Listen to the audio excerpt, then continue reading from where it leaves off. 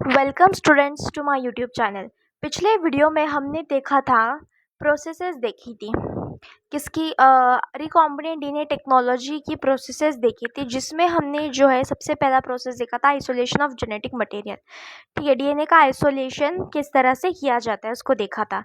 उसके बाद आइसोलेशन करने के बाद दूसरा स्टेप आता है, वो होता है cutting of DNA at specific locations. So DNA को जो है कुछ स्पेसिफिक लोकेशंस पे कट करना पड़ेगा, क्योंकि जो डीएनए आइसोलेट किया है तो उसमें से हमें कोई एक या दो जीन चाहिए जिसको हम जो है इंसर्ट करेंगे वेक्टर में।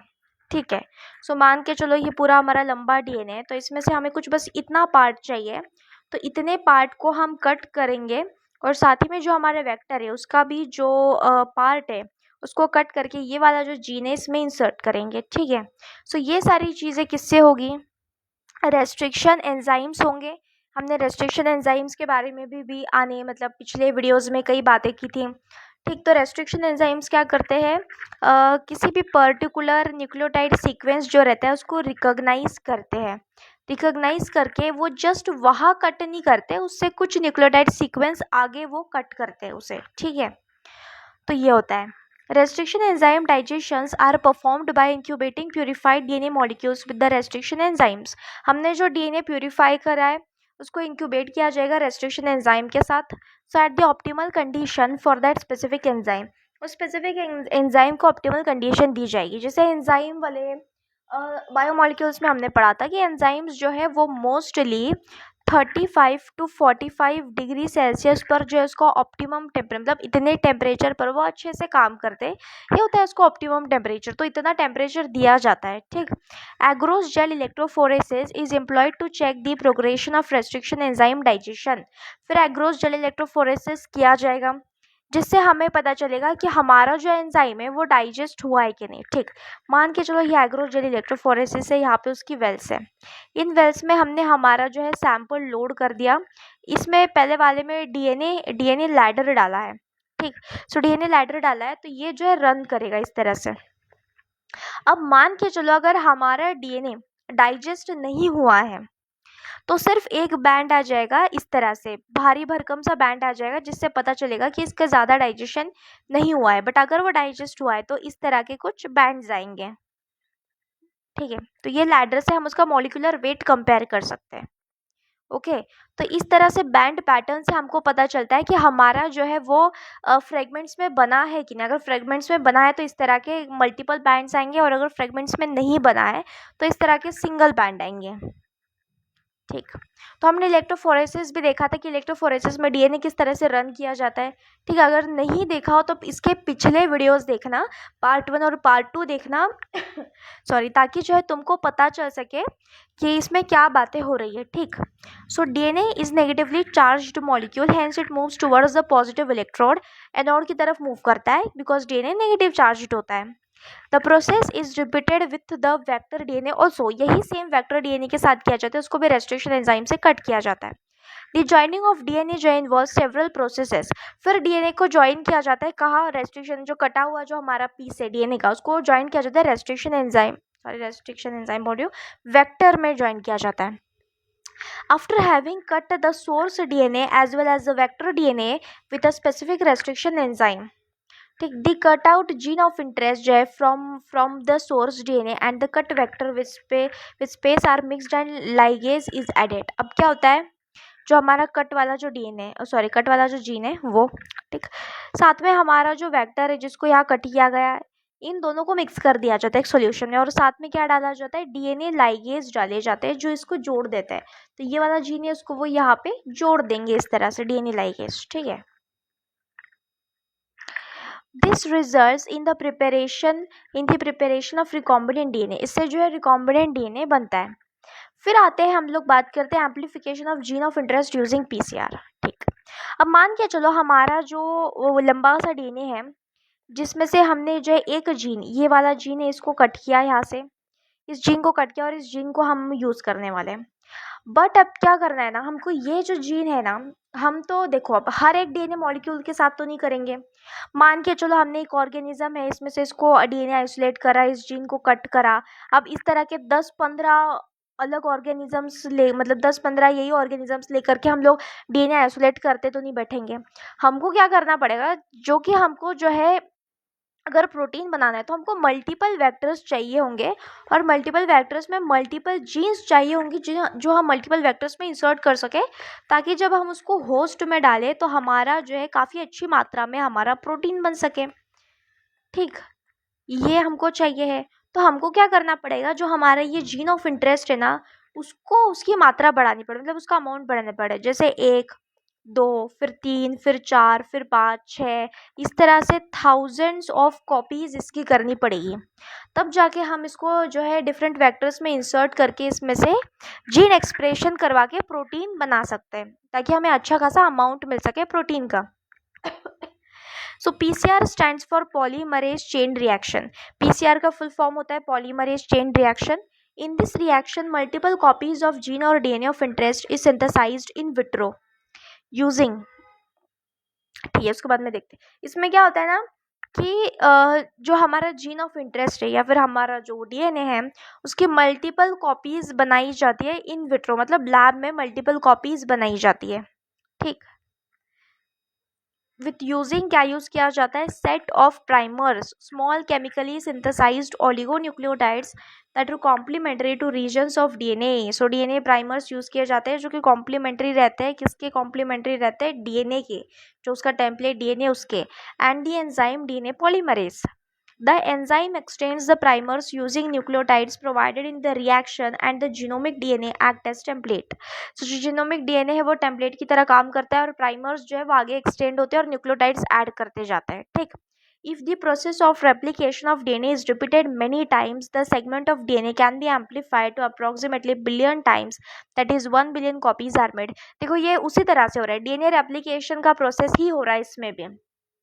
हमने डीएनए रेप्लिकेशन में देखा था कि 2 स्ट्रैंड्स होती है, फिर इस तरह से डीएनए की 2 स्ट्रैंड्स होती है, फिर इस तरह से जो है वो रेप्लिकेशन फोर्क बनता है, फिर एक स्ट्रैंड इधर से बनती है, फिर एक स्ट्रैंड इधर से इस तरह से बनती है डीएनए की, और इस तरह से जो डबल स्ट्रैंडेड रहता है वो 4 स्ट्रैंड्स में कन्वर्ट हो जाता है डीएनए। तो ये सेम उसी प्रोसेस में हो रहा है कि पहले 2 स्ट्रैंड है, फिर इसकी 4 बना, फिर 4 का जो है 8 बना, इस तरह से जो है वो रेप्लिकेशन ही होता है एक तरह का। तो कितनी बनती है, बिलियंस ऑफ कॉपीज बनती है। Such repeated amplification is achieved by the use of thermostable DNA polymerase. इसमें थर्मोस्टेबल डीएनए पॉलीमरेज यूज किया जाता है, क्यों, क्योंकि डीएनए डीनेचुरेशन के लिए हम टेम्परेचर बढ़ाते हैं, तो हमको फिर एक ऐसा एंजाइम चाहिए होगा जो हाई टेम्परेचर पे काम कर सके, लगभग कुछ 65 डिग्री सेल्सियस के टेम्परेचर तक। ठीक, क्योंकि डीनेचुरेशन का टेम्परेचर जो है 90 से लेकर के 95 डिग्री सेल्सियस तक डीनेचुरेशन होता है डीएनए का, इतना टेम्परेचर दिया जाता है। फिर टेम्परेचर कम कर दिया जाता है जो कि होता है कुछ 65 डिग्री सेल्सियस। इस पे जो है ये डीएनए पॉलीमरेज एक्ट करता है। फिर उसके बाद जो है जब न्यूक्लियोटाइड्स बनना है, फॉर्मेशन होता है, जब न्यूक्लियोटाइड्स जुड़ते जाते हैं तो टेम्परेचर कुछ 72 डिग्री सेल्सियस तक कर दिया जाता है। ठीक है, ये हम जो है इसका स्टेप्स भी अच्छे से डिटेल में पढ़ेंगे। Isolated from bacterium thermos aquaticus. So thermos aquaticus, thermos name suggest कि ये जो बैक्टीरिया ये हाई टेम्परेचर में सर्वाइव करता है, और सिर्फ सर्वाइव नहीं करता है, हाई टेम्परेचर में एंजाइम्स भी बनाता है जो उस हाई टेम्परेचर में वर्क कर सके। तो हम उसी का एंजाइम आइसोलेट कर रहे हैं, उसी का डीएनए पॉलीमरेज हम लोग आइसोलेट कर रहे हैं। ठीक, so which remain active during the high temperature and induce denaturation of double stranded DNA. So high temperature पे एक्टिव रह के डीनेचुरेशन करवा सकते हैं, मतलब डीनेचुरेशन वाला जो डीएनए है उसको वो पॉलीमरेज क्या बोलते हैं उसको सिंथेसाइज कर सकता है nucleotides. The amplified fragment is if desired can now used to ligate with a vector for further cloning. अब जो ये एम्पलीफाइड फ्रेगमेंट्स है, इस तरह के हमने जो बहुत सारे डीएनए फ्रेगमेंट्स बनाए अब उसको जो है वेक्टर्स में इंसर्ट करके हम उसका क्लोनिंग कर सकते हैं। ठीक है, तो इसके स्टेप्स देखते हैं पीसीआर के। सबसे पहला स्टेप होता है डीनेचुरेशन। डीनेचुरेशन में क्या होता है, हमारे पास देखो ये जो है हमारे पास डबल स्ट्रैंड्स है, डीएनए की जो डबल स्ट्रैंड्स है इस तरह से प्रेजेंट होती है। इसमें जो है हाइड्रोजन बेसिस होते हैं ATGC, AT के साथ डबल बॉन्ड, GC के साथ ट्रिपल बॉन्ड बनाता है, ये तो सबको पता है ऑब्वियसली, ये बेसिक स्ट्रक्चर है डीएनए का। तो इसको अलग किया जाता है, डीएनए की 2 स्ट्रैंड्स इस तरह से अलग की जाती है, दैट इज डीनेचुरेशन। ठीक, तो डीनेचुरेशन में ये किया गया, उसके लिए टेम्परेचर कुछ जो है 90 से 95 डिग्री सेल्सियस तक का टेम्परेचर होता है। हीट कर दिया, डीएनए डीनेचर हो गया। देखो ये 2 स्ट्रैंड्स अलग हो गई। फिर उसके बाद होता है अनिलिंग। अनिलिंग मतलब जोड़ना। किसको जोड़ना? प्राइमर्स जोड़ा जाता है। ओके, सो डीएनए का सीक्वेंस ये वाला और ये वाला, इस तरह के 2 सीक्वेंस है डीएनए के। ठीक है, डीएनए के इस तरह के 2 सीक्वेंसेस है। इन 2 सीक्वेंसेस में क्या होता है, ये है 5' 3' और ये 3' और ये 5'। ठीक, ये इसके 2 प्राइम एंड है, 5' 3' और 3' 5'। तो एक होता है फॉरवर्ड प्राइमर, एक होता है रिवर्स प्राइमर। ओके, ठीक। तो फॉरवर्ड प्राइमर होता है और एक रिवर्स प्राइमर होता है। तो ये वाला जो है इधर और यहाँ पे इधर। ठीक, प्राइमर जो है वो लग जाता है इस तरह से। ये होता है इसका फॉरवर्ड प्राइमर, FR लिख रही हूँ मैं, और ये होता है इसका रिवर्स प्राइमर, क्योंकि ये पीछे से लगता है। मतलब जो प्राइमर अटैचमेंट होता है 3' से, तो जहाँ 3' है वहां से प्राइमर लगना स्टार्ट हो जाएगा। बिकॉज ऑब्वियसली जो क्या बोलते हैं, अगर प्राइमर भी लगना है, या फिर प्राइमर कौन लगाता है? पॉलीमरेज ही एंजाइम होता है जो प्राइमर को जोड़ता है। ठीक, तो ये पॉलीमरेज एंजाइम की एक्टिविटी ऑब्वियसली 5' to 3' होती है, इसीलिए ये 3' to 5' वाली स्ट्रैंड पे आगे साइड लगता है, और 3' और 5' to 3' वाली में जो है वो पीछे साइड लगता है। ठीक, तो ये प्राइमर लगा, तो इसको प्रोसेस को बोला जाता है अनिलिंग। और ये जो प्राइमर्स होते हैं, ये डीएनए प्राइमर्स होते हैं, इसमें भी जो है बेस पेयर्स होते हैं, ATGC वाले बेस पेयर्स होते हैं इसमें भी सेम। ठीक, तो हमने देखा। सो यहाँ पे जो 5' 3' है, तो उसमें 3' 5' वाला प्राइमर अटैच हुआ है। फिर यहाँ पे ये वाला जो है वो रिवर्स प्राइमर है, ये फॉरवर्ड प्राइमर है। ठीक, ओके। फिर आते हैं डीएनए पॉलीमरेज, जो टैग पॉलीमरेज होता है, प्लस डीऑक्सी न्यूक्लियोटाइड्स, DNTPs। ठीक, okay. So deoxy nucleotides, DNTPs, deoxy nucleotides triphosphates. तो ये होते हैं जो बेस पेयर्स होते हैं, ये होते हैं वो बेस पेयर्स होते हैं जो अटैचमेंट, ये वाले जो बेस पेयर्स होते हैं ATGC वाले, ये वो है ATGC। तो ये DATP, DGTP और DCTP और DTTP। DNA तो थाइमिन होगा। ठीक है, तो ये वो होते हैं जो बेस पेयर्स को प्राइमर्स में आगे ऐड किए जाते हैं। ये है, यहाँ पे मान के चलो प्राइमर जुड़ा हुआ है, तो प्राइमर्स को आगे इस तरह पे ले जाने के लिए एक एक जो है DNTP जोड़ता है। ये एक आया, फिर दूसरा आया, फिर तीसरा आया, फिर चौथा आया, इस तरह से, और ये कॉम्प्लीमेंट्री इसके होते हैं। ठीक, तो इस तरह से 2 DNA स्ट्रैंड्स बन जाता है। तो ये प्राइमर इलॉन्गेशन होगा। ये प्राइमर यहाँ तक का था, अब ये यहाँ पे इस तरह से आगे तरफ इलॉन्ग हो गया। अब ये प्राइमर यहाँ जुड़ा था, फिर उसके आगे DNTPs को जोड़ करके ये जो है पूरा कॉम्प्लीमेंट्री स्ट्रैंड्स बना दिया। तो इस तरह से एक, मतलब 2 स्ट्रैंड्स थे, अब 4 स्ट्रैंड्स बन चुके हैं। तो ये प्रोसेस होता है एक्सटेंशन का, जहाँ पे DNA टैग पॉलीमरेज जो है यूज़ किया जाता है। और एक्चुअली एनिलिंग जो है, एनिलिंग किस टेम्परेचर पे होता है? एनिलिंग होता है 65 डिग्री सेल्सियस पे, और एक्सटेंशन होता है हमारा कुछ 72 डिग्री सेल्सियस पर। ठीक, तो इस तरह से बहुत सारी साइकिल्स रिपीट की जाती है, तब जाकर के जो है बिलियंस ऑफ एम्पलीफाइड DNA बनता है हमारे पास। ठीक, ओके। तो PCR को हमने काफ़ी अच्छे डिटेल में समझा है। मैं जब डिटेल वाली वीडियोस लूँगी तब इसको और अच्छे से समझाऊंगी, क्योंकि PCR जो है बहुत इंपॉर्टेंट मेथड है। तुम चाहे मतलब नीट का एग्ज़ाम दो, MBBS करो, या फिर कोई और फील्ड लो बायोलॉजी का, तो ये PCR जो है बहुत इंपॉर्टेंट है, ये हर इसमें आता है। ठीक, और PCR के बहुत सारे यूजेस है आजकल के टाइम में, तो इसको भी हम आगे देखेंगे उसके क्या यूजेस वगैरह है। फिर आते हैं insertion of recombinant DNA into the host cell या फिर ऑर्गेनिज्म। अब देखो DNA को वेक्टर में डाल दिया, अब उस वेक्टर को हमको किसको, होस्ट ऑर्गेनिज्म के अंदर इंट्रोड्यूस करना है। There are several methods of introducing ligated DNA into recipient cells. बहुत सारी मेथड्स है। तो recipient cells after making them competent to receive take up DNA present in its surrounding. तो सेल्स को कॉम्पिटेंट बनाना पड़ता है, जो होस्ट सेल्स होता है वो, ताकि वो जो अपने सराउंडिंग में जो DNA प्रेजेंट है उसको ले सके. So if a recombinant DNA bearing gene for resistance to antibiotic, example ampicillin, is transferred into E. coli cells, the host cells become transformed into ampicillin resistant cells. If we spread the transformed cells on agar plates containing ampicillin, only transformed will grow. Untransformed recipient cells will die. Since due to ampicillin resistant genes, one is able to select a transformed cell in presence of ampicillin. The ampicillin resistance genes in this case called a selectable marker. हमने पिछले दो videos में selectable marker की बात की होगी, ठीक. तो ये वही कह रहा है कि अब जो है ट्रांसफॉर्म्ड, एक होती ट्रांसफॉर्म सेल, एक होती है अनट्रांसफॉर्म सेल. तो इन दोनों को कैसे पहचानी जाए, मतलब इसके पास हमारा रिकॉम्बिनेंट डीएनए है और इसके पास हमारा आरडीएनए सॉरी नहीं है, ठीक है. इसके पास आरडीएनए है, इसके पास आरडीएनए नहीं है. तो हमने क्या करा है ना, हमारा जो वेक्टर है ना, तो वेक्टर के पास हमारे पास एक एम्पिसिलिन रेजिस्टेंस जीन है. तो और ये वेक्टर हमने इंसर्ट करा है हमारे बैक्टीरिया के अंदर. तो हमारे बैक्टीरिया के पास एम्पिसिलिन के लिए रेजिस्टेंस आ गया होगा, ऑब्वियसली आया होगा.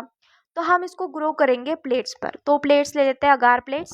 दोनों में हम लोग जो है एम्पिसिलिन डालेंगे, दोनों में हम लोग क्या डालेंगे, एम्पिसिलिन जो है वो डालेंगे. फिर इन बैक्टीरिया को उस पर ग्रो करवाएंगे. इनके पास वो वेक्टर है. अब ये वाला जो है, इसके पास कौन सा है, इसके पास वो वेक्टर चला गया है. तो ये बन जाएगा एम्पिसिलिन रेजिस्टेंट. बट ये जो है एम्पिसिलिन रेजिस्टेंट नहीं बन पा रहा है बिकॉज इसके पास वो वेक्टर नहीं है. तो हम इसको सिलेक्ट कर लेंगे. जो जी गया, जो सर्वाइव कर गया वो रिकॉम्बिनेंट, जो सर्वाइव नहीं करा वो नॉन रिकॉम्बिनेंट. बस यही बात है. फिर इनको बोला जाता है सिलेक्टेबल मार्कर्स बोला जाता है. मोस्टली एंटीबायोटिक रेजिस्टेंस जीन्स होती है. कुछ में जो है कुछ कलर वाला, जैसे कि हमने वो देखा था बीटा गैलेक्टोसाइडेज वाला, तो वो भी एक तरह का सिलेक्टेबल मार्कर है. फिर आते हैं obtaining the foreign gene product. हाँ, अगर ये आपको समझ नहीं आ रहा है कि हमने ये कब बात की थी, तो इसके पहले के जो 2 वीडियोज़ है, पार्ट 1 पार्ट 2, वो ज़रूर देखना. तब जाकर के आगे का समझ आएगा कि ये क्या बातें हो रही है, ठीक. Obtaining the foreign gene product. When you insert a piece of alien DNA into cloning vector and transfer it into bacterial, plant or animal cell, the alien DNA gets multiplied. In almost all recombinant technologies, the ultimate aim is to produce a desirable protein. अब क्या होता है ना, देखो, जैसे कि हमने इसको इंसर्ट करा, जो हमारा वेक्टर है उसको किसी प्लांट, बैक्टीरिया, एनिमल, किसी भी सेल में हमने इसको इंसर्ट करा. तो क्या होता है, वो सेल जो है खुद ब खुद उसको रेप्लिकेट करना स्टार्ट कर देगा. उस डीएनए को रेप्लिकेट करेगा, रेप्लिकेट करके उसकी मल्टीपल कॉपीज बनाएगा. फिर उसके बाद उसका ट्रांसक्रिप्शन होगा, उसमें एमआरएनए बनेगा, एमआरएनए से ट्रांसलेशन होकर प्रोटीन बनेगा. So hence there is need for recombinant DNA to be expressed. इसलिए जो है रिकॉम्बिनेंट डीएनए को एक्सप्रेस करना है हमको, क्योंकि हमको प्रोटीन चाहिए. द फॉरेन जीन जो है gets expressed under appropriate conditions. तो उसके एक्सप्रेस होने के लिए भी उसको कुछ कंडीशंस देनी पड़ेगी. The expression of foreign genes in host cells involve understanding many technical details. तो इसका एक्सप्रेशन के लिए काफ़ी टेक्निकल डिटेल्स पता होने चाहिए, बट हम इतना टेक्निकल डिटेल्स में नहीं जाएंगे क्योंकि तुमको हायर क्लासेस में पता चलेगा. So after having cloned the gene of interest and having optimized the conditions to induce the expression of the target proteins, one has to consider producing it on large scale. देखो, हमें protein चाहिए obviously. तो एक organism जो है एक gene को बार बार express करेगा और प्रोटीन बनाएगा, बट वो प्रोटीन भी जो होगा वो कम क्वांटिटी में होगा बिकॉज हम उसको माइक्रोब वगैरह में उसको एक्सप्रेस करवा रहे हैं. तो ज़्यादा से ज़्यादा एक्सप्रेशन के लिए हमको क्या करना पड़ेगा, उनको लार्ज स्केल पे ग्रो करना पड़ेगा. Can you think of any reason why there is need for large scale production. Obviously large scale production की नीड इसलिए क्योंकि हमको प्रोटीन जो है वो लार्ज स्केल में चाहिए.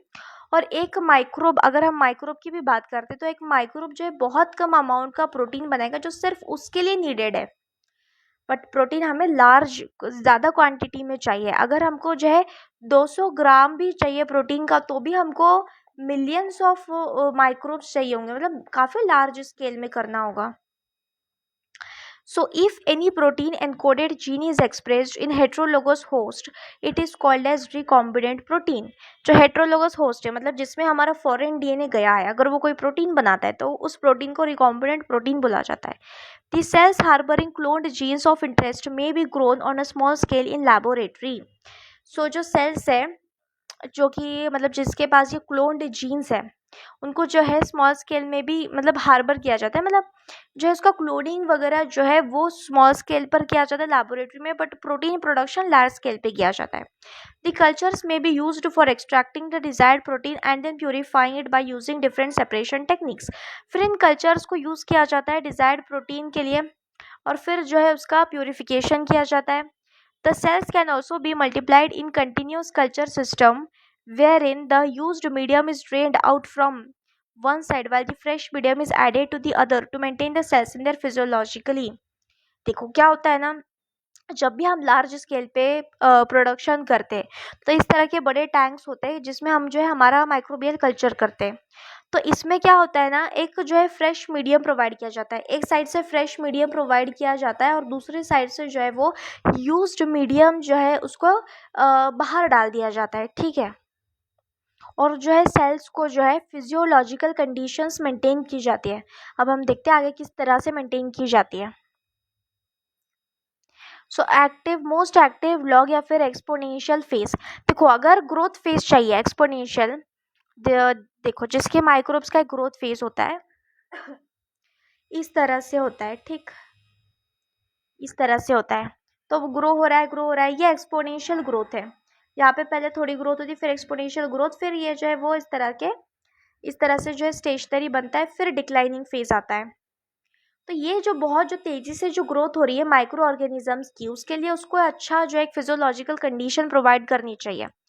This type of culturing method provides a large biomass leading to higher yields of desired products. सो इस तरह का जो कल्चरिंग मेथड्स होता है इसमें बहुत ज़्यादा लार्ज बायोमास यूज़ किया जाता है, मतलब बहुत ज़्यादा क्या बोल सकते हैं माइक्रोब्स को यूज़ किया जाता है जिससे काफ़ी ज़्यादा जो है प्रोटीन बनता है। Small volume cultures can not yield appreciable quantities of product. छोटे वॉल्यूम वाले कल्चर जो है ज़्यादा प्रोडक्ट नहीं दे सकते। To produce in large quantities, the development of bioreactors where large volumes, 100 से 1000 liters of culture can be processed was required। तो इस इतने लार्ज स्केल पे प्रोडक्शन के लिए हमको कुछ बड़ा चाहिए, ऑब्वियसली कोई बड़ी चीज़ चाहिए जिसमें हम कर सके। तो बनाया गया बायोरिएक्टर्स बनाया गया जिसमें 100 से 1000 लीटर तक का हम कल्चर बना सकते हैं। Thus, bioreactors जो है can be thought of as vessels in which raw materials are biologically converted into specific products। So, bioreactors जो ऐसे vessels है जिसमें raw materials जो है biologically convert किया जा सकता है कुछ ही मतलब कुछ प्रोडक्ट्स में individual enzymes etcetera.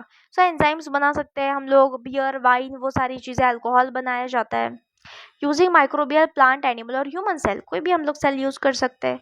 A bioreactor provides the optimal condition for achieving the desired product by providing optimum growth condition जैसे temperature, pH, substrate, salt, vitamin, oxygen. So bioreactor में जो ग्रोथ के लिए जितनी भी सारी चीज़ें चाहिए होती है नेसेसरी, वो सारी चीज़ें प्रोवाइड की जाती है जैसे temperature, pH, substrate, salts, vitamins वगैरह। The most commonly used bioreactors जो है स्टरिंग टाइप होता है which is shown in figure 9.7। ये इस तरह का होता है, देखो इस तरह का बायोरिएक्टर होता है। तो ये पूरा टैंक है इसका, इस टैंक में ये जो दिख रहा है ये येलो वाला, ये पूरा हमारा कल्चर मीडियम है जिसमें ग्रोथ मीडियम है और माइक्रोब्स ग्रो कर रहे हैं, ठीक। सो यहाँ से जो है स्टेराइल एयर जो है वो यहाँ से पास हो रही है, ओके। इसमें कल्चर ब्रोथ है, ब्रोथ में हम हमारे माइक्रोब्स ग्रो कर रहे हैं। सो फ्लैट ब्लेडर इम्पेलर ये क्या करेगा, ये घूमता रहेगा ताकि मिक्स होता रहे जो है वो फ्लॉक जो हमारे माइक्रोब्स है या फिर जो हमारा प्रोडक्ट है वो नीचे नीचे सेटल ना हो जाए, या फिर न्यूट्रिएंट्स है न्यूट्रिएंट्स सारे नीचे सेटल ना हो जाए, न्यूट्रिएंट्स पूरे इसमें घूमते रहे। ये जो है श्योर करता है, ये इम्पेलर, ये फोम ब्रेकर होता है ताकि जो है ऊपर ऊपर साइड जो है फोम ना आ जाए, फोम को हटाया जाए और सारी चीज़ें एक दूसरे में मिक्स हो जाए। ये मोटर होता है जो एनर्जी ऑब्वियसली एनर्जी प्रोवाइड करेगा सबके लिए। स्टीम फॉर स्टेरिलाइजेशन, यहाँ से स्टेराइल एयर जो है वो अंदर जाती है। So acid base for pH control, so ये जो है पीएच कंट्रोल के लिए होता है, यहाँ से अपन एसिड बेस ऐड कर सकते हैं पीएच कंट्रोल करने के लिए, ठीक है। तो ये इसके अंदर जो है इस तरह का काम होता है। तो यहाँ पे हमारे पास है सबसे पहले increase surface area for oxygen transfer. तो यहाँ पे जो है सरफेस एरिया इंक्रीज किया जाता है ताकि ज़्यादा से ज़्यादा ऑक्सीजन जो है ट्रांसफर हो सके, ये एरोबिक वालों के लिए, ठीक। Bubbles dramatically increase the oxygen transfer area. So bubbles की वजह से क्या होता है, ऑक्सीजन ट्रांसफर एरिया जो है वो इंक्रीज होता है। फिर होता है गैस एंटरटेनमेंट, यहाँ से जो है गैस भी पास की जाती है ताकि ज़्यादा बबल्स बने और ज़्यादा ऑक्सीजन जो है प्रोवाइड हो सके। ठीक, okay. So a stirred tank reactor is usually cylindrical होता है और with a curved base to facilitate the mixing of reactor contents. जो स्टर्ड टैंक रिएक्टर होता है ना, वो इस तरह से सिलेंड्रिकल होता है जिससे अभी हमने देखा, और उसमें ये इम्पेलर्स लगे रहते हैं जो कि मिक्सिंग करवाते हैं, इसलिए उसको स्टर्ड बोला जाता है क्योंकि कंटिन्यूसली घूमता है। The stirrer facilitates even mixing and oxygen availability through out the bioreactors. Evenly mix करता है और इंश्योर करता है कि जितने भी सेल्स हैं उनको सबको ऑक्सीजन मिलता रहे। ऑल्टरनेटिवली एयर जो है can be bubbled through the reactor, reactor के थ्रू एयर को बबल किया जाता है। If you look at the figure closely you will see that the bioreactor has an agitator system, agitator system होता है, and oxygen delivery system and foam control system. So agitator system में क्या होता है, oxygen जो है अंदर डाला जाता है बायोरिएक्टर के अंदर ताकि माइक्रोब्स ऑक्सीजन को यूटिलाइज कर सके। फोम को कंट्रोल किया जाता है, और टेम्परेचर कंट्रोल सिस्टम भी होता है, पीएच कंट्रोल सिस्टम होता है, और सैम्पलिंग पोर्ट्स होते हैं so that small volumes of culture can be withdrawn periodically. तो सैम्पलिंग पोर्ट्स में से हम थोड़ा थोड़ा कल्चर निकाल सके, देख सके कि इसमें जो है हमारा कल्चर मतलब जो माइक्रोब्स है वो किस फेज पे पहुंचे। ठीक, फिर आते हैं डाउनस्ट्रीम प्रोसेसिंग पे आते हैं।